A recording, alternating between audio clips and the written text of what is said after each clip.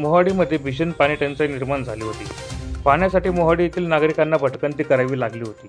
15 ते 20 दिवसांपासून पाणीच न मिळाल्याने नागरिक मोठ्या प्रमाणात त्रस्त झाले होते।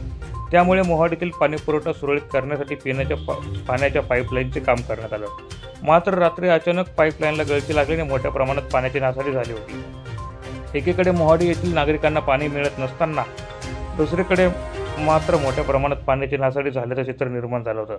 त्यामुळे या घटनेने मोहाडीतील नागरिक संतप्त झाले असून लोकप्रतिनिधी व मनपा प्रशासनाच्या विरोधात नागरिकांनी रोष व्यक्त केल्याची चर्चा मोहाडी उपनगरात सुरू होती। मोहाडीकरांवर पाणी टंचाईचे भीषण संकट, मनपाचा गलथान कारभार व लोकप्रतिनिधींच्या दुर्लक्षपणामुळे निर्माण झाल्याचं दिसून आलं।